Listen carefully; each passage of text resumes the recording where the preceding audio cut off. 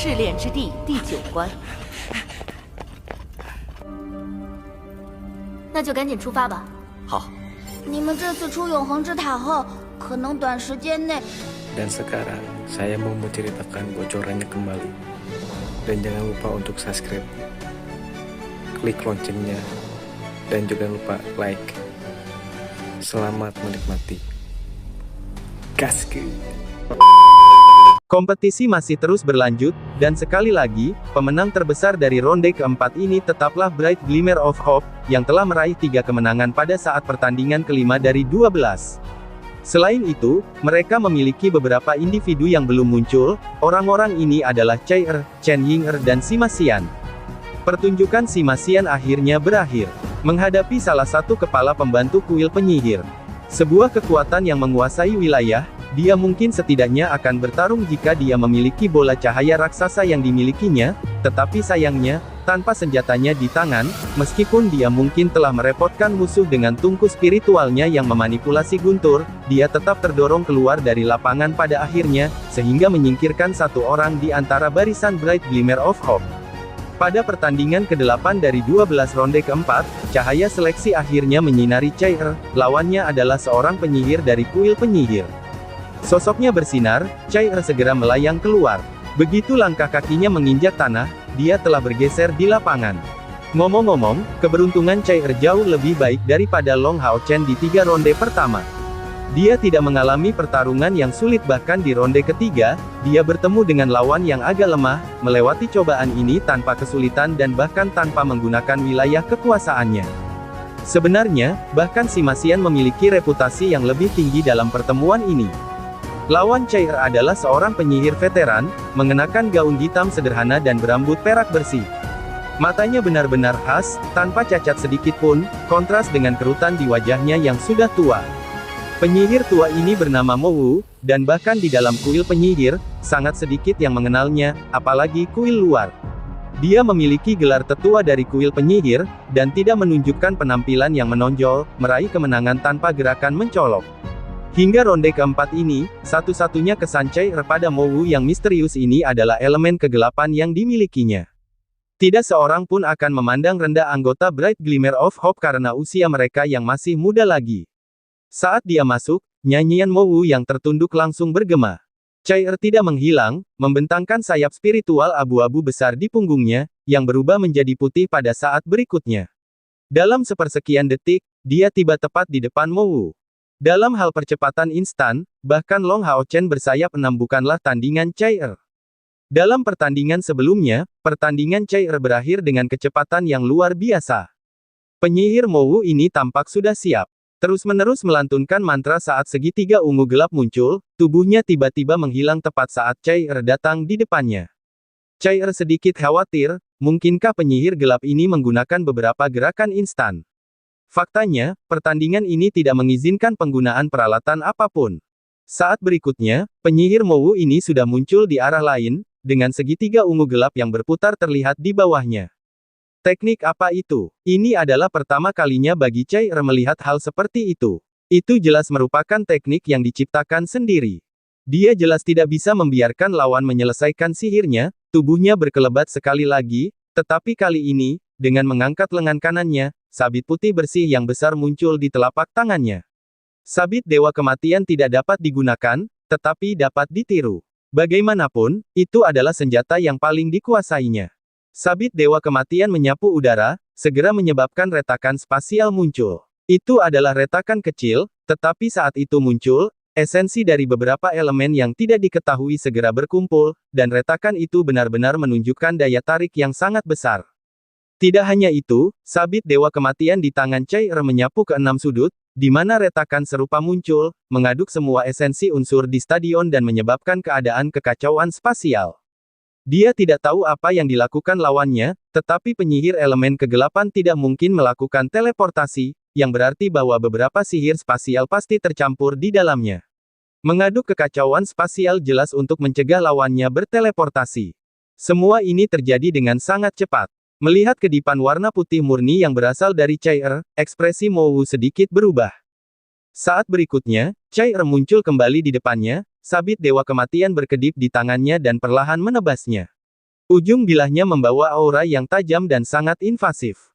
Tetapi yang mengejutkan, Mo Wu tidak mundur, tetapi malah melangkah maju, mengarahkan tangan kanannya ke ruang kosong, di mana sinar hitam keunguan terbentuk. Seolah-olah udara telah menjadi papan gambarnya, dia menggambar jejak tertentu dengan tangannya. Apa yang Chai rasakan benar-benar berbeda dari para penonton.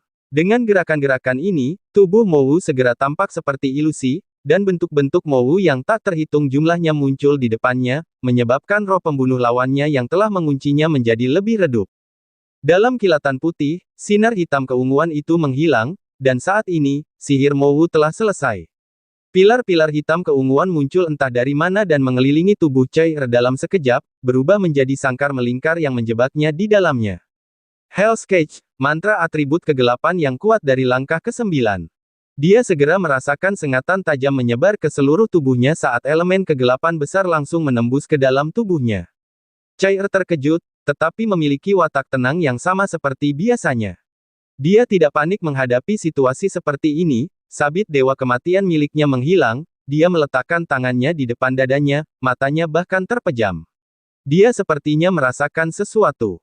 Melihat kandang neraka miliknya begitu efektif, Mo Wu tidak bisa menahan senyum tipis.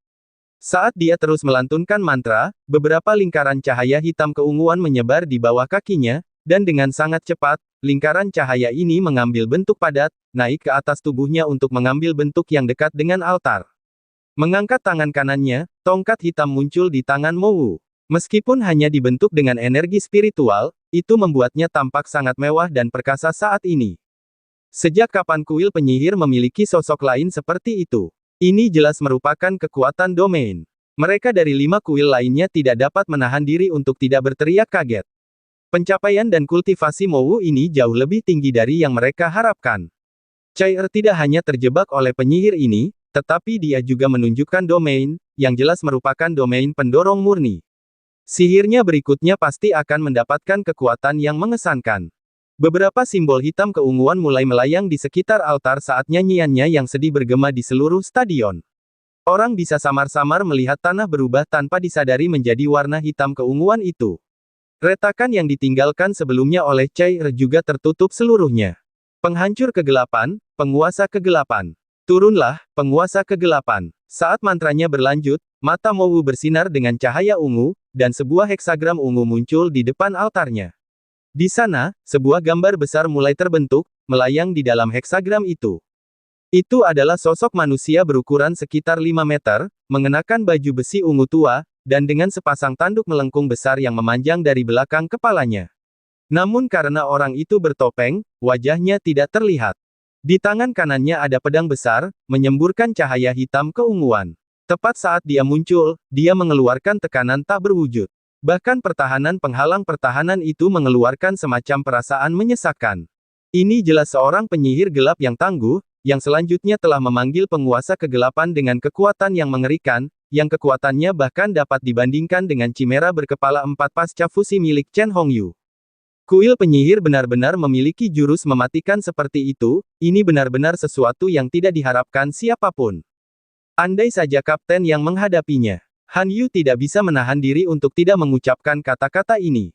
Mo Wu adalah penyihir gelap, jadi Long Hao Chen memiliki domain dewa cahaya untuk menekannya dengan sempurna, dan tentu saja tidak memiliki rasa takut. Tapi bagaimana dengan Chai? Yang terkuat dari Bright Glimmer of Hope tidak diragukan lagi adalah Long Hao Chen diikuti oleh Chai. Pukulan jika Chai kalah dalam pertandingannya akan sangat besar bagi mereka. Tenang saja, Chai pasti akan berhasil. Long Hao Chen sudah membuka matanya di beberapa titik. Saat ini, Chai tampaknya berada pada posisi yang sangat tidak menguntungkan, tetapi apakah itu benar-benar terjadi? Setelah penguasa kegelapan muncul, dia tidak mengeluarkan suara khusus apapun. Melayang di udara, dia tiba dengan satu langkah di depan Chai yang terkunci oleh Hell's Cage. Mengangkat pedang besar di tangannya tinggi-tinggi, dia tiba-tiba menghantamkannya ke Chai. Setelah menyelesaikan sihir ini, Mo Wu memejamkan matanya, duduk bersila di atas altar gelap yang merupakan wilayah kekuasaannya, mampu meningkatkan kekuatan semua sihir elemen kegelapannya dengan tajam, serta meningkatkan pemulihan sihirnya. Mungkin ini tidak dapat dihitung sebagai wilayah yang sangat kuat karena keterbatasannya yang penting, tetapi jika seseorang membiarkannya mengendalikan pertempuran, wilayah itu akan menunjukkan sebagian besar kemampuannya. Menghadapi serangan pedang besar itu, tubuh Chai-Er menghilang seketika dan tanpa sedikit pun tanda sebelumnya. Mo Wu menyadari hampir seketika bahwa segitiga ungu tua itu muncul lagi. Saat itu juga, tubuhnya menghilang dari altar itu. Jejak putih muncul di altar gelap itu, langsung menghancurkannya berkeping-keping dan berubah menjadi aliran udara hitam keunguan yang tak terhitung jumlahnya. Chai-Er muncul tepat di tempat Mo Wu dulu berada, melayang di sana. Mo Wu terkejut, karena dia tidak tahu bagaimana Chai-Er lolos dari kandang nerakanya. Itu adalah sihir pengunci langkah ke-9.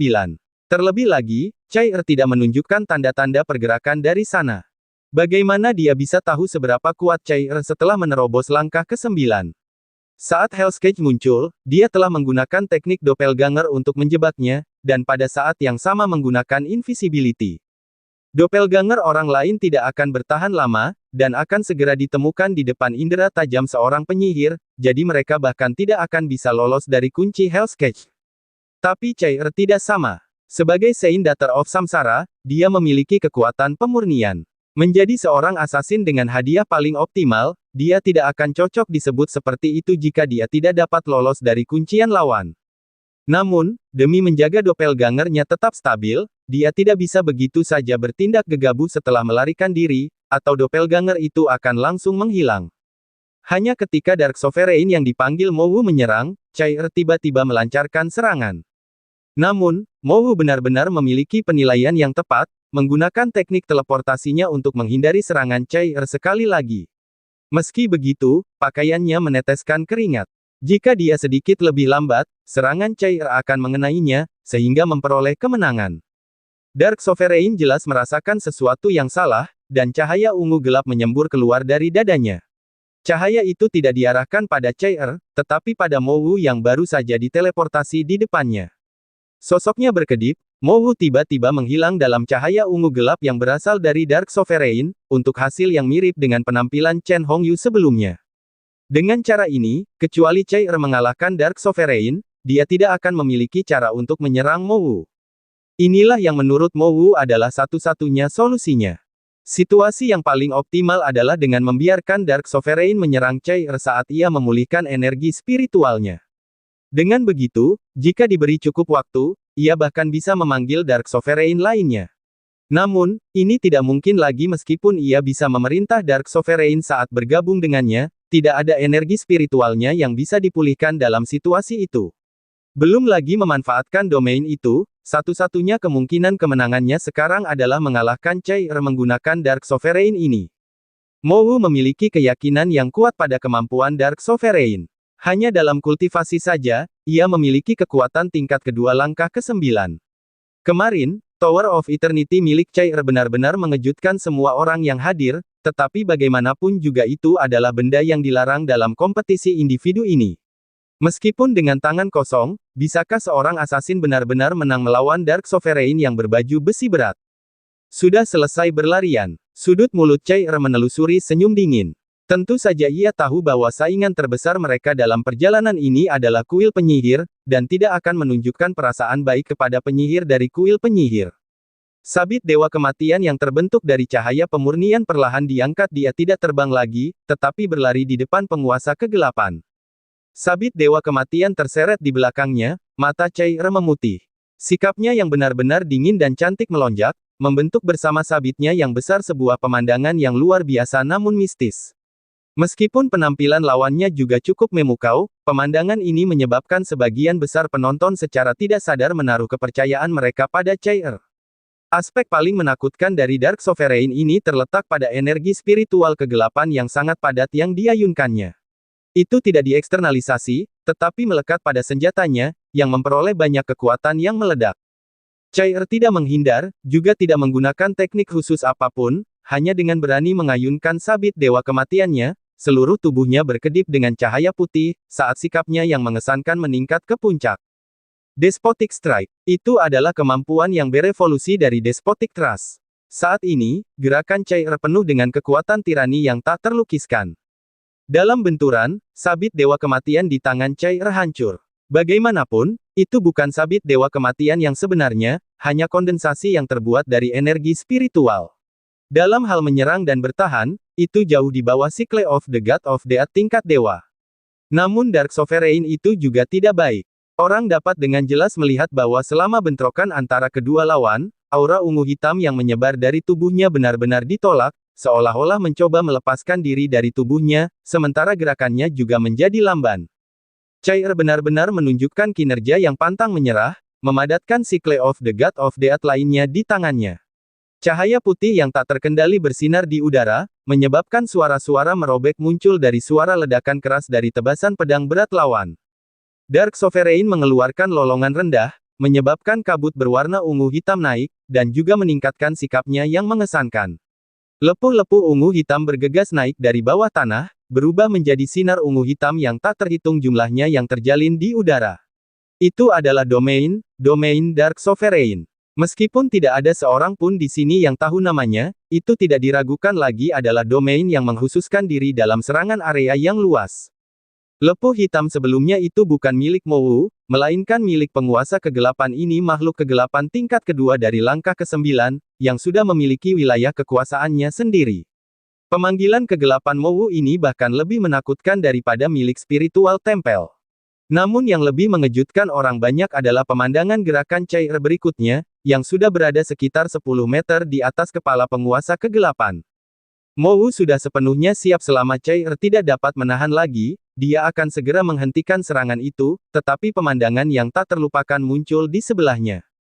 Melayang di udara, cair mengambil posisi berdoa, dan cahaya putih yang membersihkan berubah menjadi kelopak yang menyebar ke bawah. Adegan ajaib terjadi. Setelah bersentuhan dengan cahaya putih ini, cahaya hitam keunguan yang keluar dari domain Dark Sovereign segera menghilang menjadi ketiadaan, cahaya ungu gelap menjadi semakin berkurang, seolah-olah bunga pemurnian tiba-tiba tumbuh dari tengah kegelapan yang tak terbatas, membawa harapan universal. Dalam pemurnian yang fantastis ini, semua kegelapan berubah menjadi ketiadaan, secara bertahap memberi jalan bagi cahaya. Li Zengzi membuka mulutnya lebar-lebar karena terkejut. Dia bisa memahami beberapa teori di balik domain Dewa Cahaya Long Hao Chen, karena bagaimanapun juga, itu murni relevan dengan cahaya. Namun, tampilan domain cair jauh melampaui pengetahuannya. Tubuh Dark Sovereign bergetar sedikit. Mengangkat kepalanya untuk melihat cair di udara, tubuhnya tiba-tiba menggigil saat melihat domain pemurnian menyebar dengan kecepatan tinggi di sekelilingnya.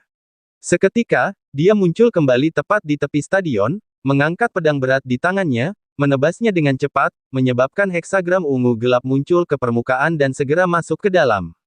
Yang terjadi selanjutnya adalah pemandangan penguasa kegelapan yang tiba-tiba bergetar sebelum tubuh Mowu juga terlempar, saat penguasa kegelapan langsung menghilang dalam heksagram ungu itu.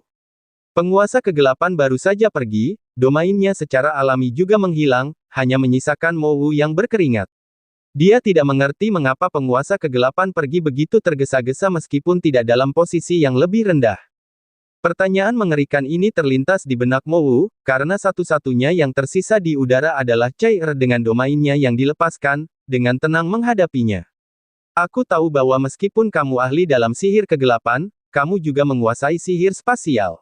Mungkin sihir spasialmu dapat membuatmu terus berteleportasi, tetapi aku ingin melihat apakah teleportasimu dapat berhasil saat berada di domain pemurnianku. Cahaya putih menyebar di depan Mowu. Begitu tubuhnya bersentuhan dengan cair, dia langsung mengerti mengapa Dark Sovereign melarikan diri dengan panik.